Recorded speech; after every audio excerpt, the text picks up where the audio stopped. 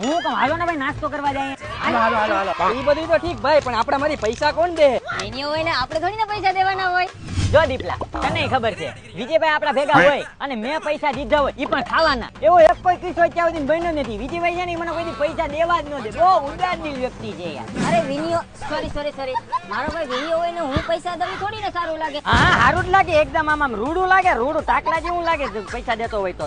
ના ભાઈ ના, વિનિયો બેઠો ને હું પૈસા દઉં તો તમારે માથું હેઠું કરવા જેવું થાય હો. અરે વિજયભાઈ બાજુમાં બેઠા હોય ને હું પૈસા દઉં ને તો મારે નાક કાપ્યા જેવું થાય, નાક કાપ્યા જેવું. ના હા વિજયભાઈ મળદ નું ફાડ્યું, ફાડ્યું. હા હમણાં જઈ જાય 500 ની નોટ કાઢશે ને આપણે બે ને નાસ્તો કરવા લઈ જાય. જો તો હમણાં જો પૂછીને. અરે વિનય જેવો દયાવાન, દાનવીર, મનમોજીલો, ઉદારદિલ વાળો વ્યક્તિ તે ક્યાંય ન જોયે. હું તો ખાલી 500 રૂપિયા કાઢું, ઈ તો 1000 રૂપિયા કાઢશે મને બેયને નાસ્તો કરવા લઈ જાહે.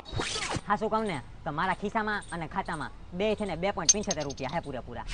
પૈસા તો વિજયભાઈ જ દે હો. ના પૈસા તો વિનયભાઈ જ દે હે. અરે મળદ નું ફાડ્યું વિજયભાઈ જ દે પૈસા. જો તું ના વિનયભાઈ દયાવાન રૂપિયા દે ભાઈ. ના ચૂપ, તમે નાસ્તો કરવા હેલે બેલે. હા હું દઈ દઉં પૈસા. હાલો હકીકતમાં દીપલા. હા હાલો જલ્દી કરો. હાસન હા એલા ના હોય દીપભાઈ જેવો માણસ નો. અરે હકીકતમાં યાર દીપલા યાર મળદ નું ફાડ્યું હોય યાર. દીપભાઈ તમારે દીપાભાઈ યાર તમારે યાર